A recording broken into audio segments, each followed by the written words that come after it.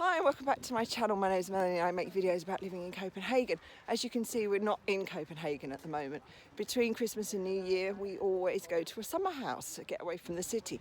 Normally we go to the north of Copenhagen, but this year we've decided to go south and we're in a place called Marielyst. But at the moment it's pretty quiet here because it's the winter, and we are staying probably about a kilometre away from the beach. So we walked up here. My son got a metal detector for Christmas, so he's down on the beach trying that out.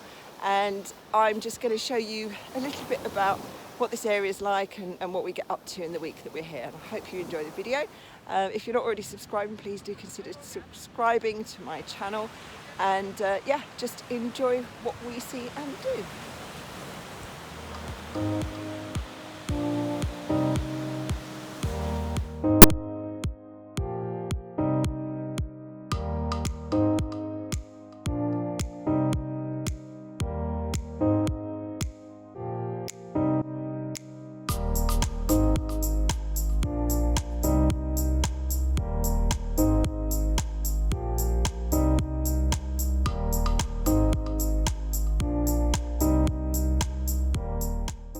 After that long walk on the beach, we then jumped in the car after lunch and we went to a nearby town called Nykøbing Falster, or Nykøbing F.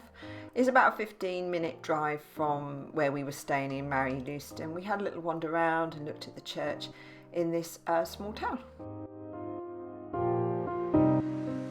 On our second day, the weather was a little bit better. You can see it was quite bright where we went, and we went to a town called Nysted.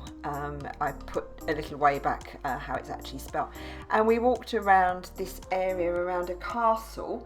At the time we didn't really know much about the castle. We thought this would be a nice place to walk, but it's the best preserved, one of the best preserved medieval castles in Denmark. It's not open to the public, but you can walk around the grounds around the outside of it. And it was really, really lovely walking in the forest, and we saw so many birds. There were birds out on this kind of fjord as we walked through.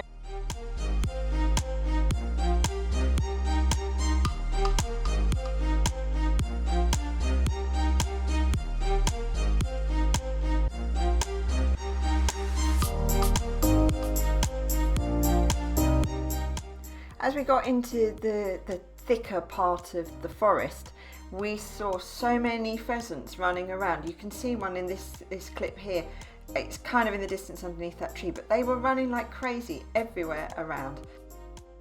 We then walked up into the main part of Nysted, down this very old street, and just a little way down in that red house, a lady had set out some homemade cookies that she was selling on a kind of honesty thing with a mobile pay number and a box, so we bought some of those.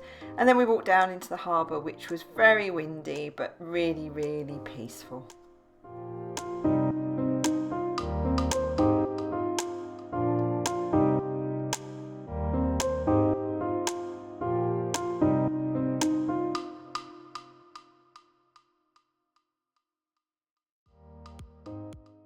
On our third day, we walked up into Marielyst Centre.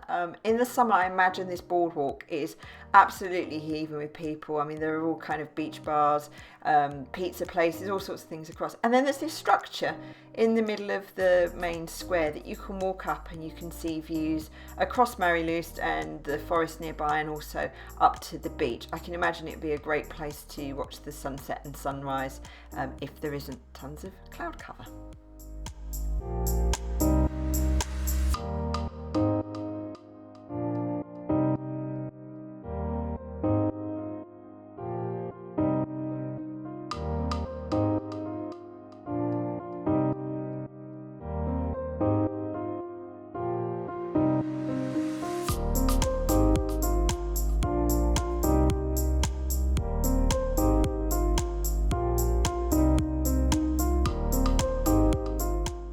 We then walked up to, and I'm going to really attempt to pronounce this, Bøtøskov forest and beach area. This is a forest that's made up of bogs and some meadows. In the summer you can see many rare butterflies. There's also a lot of bird life in this area as well, but there are also wild ponies and wild cows which look a lot like Highland cows. We saw some ponies in the distance, we didn't see any of the cows, but we had a long walk through this forest and up to the beach that was next to it.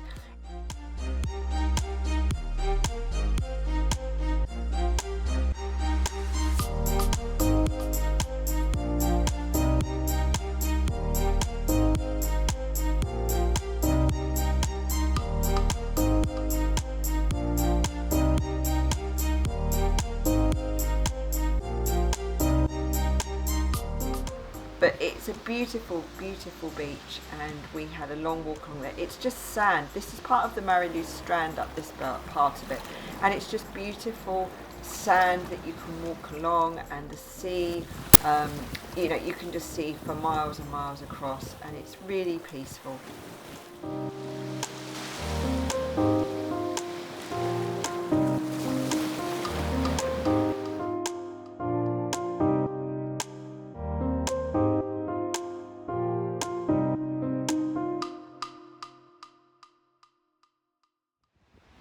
Now, I just thought I'd do a little bit of talking to the camera. We've been out for a drive today, and we've come up somewhere called Gedser. There's a ferry port here, but also it's the most southerly point of Denmark. So we've just walked the last bit up to the most southerly point. You can see the longitude and latitude behind me, and let's go and have a look at the most southerly point of Denmark.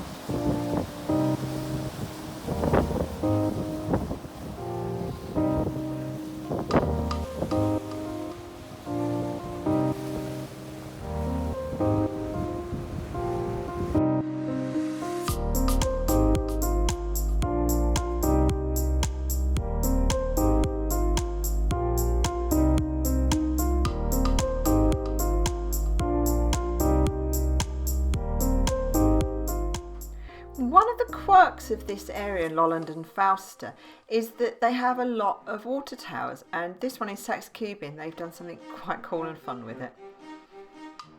Our next stop was the Dødekalitten, or a Dødekalitten, Greek meaning 12 stones. It's an art project, and there are 12 big stones set up on a hillside. They're calling it the Lolland Alps. So it's overlooking an archipelago.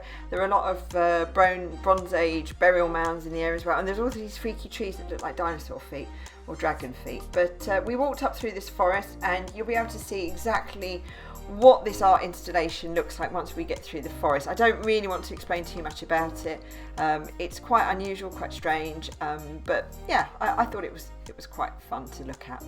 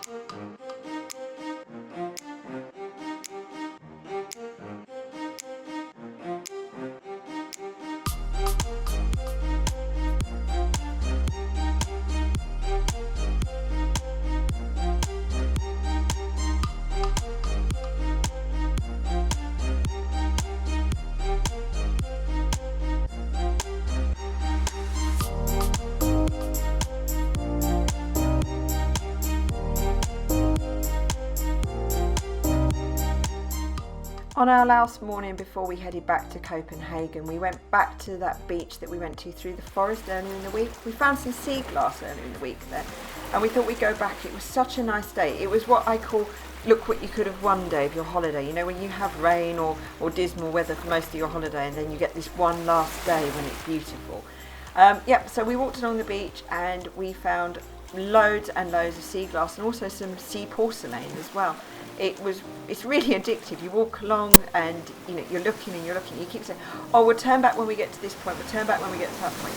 And you're kind of like a gambler. If I stop now, then I'll lose and I won't find an amazing piece of sea glass.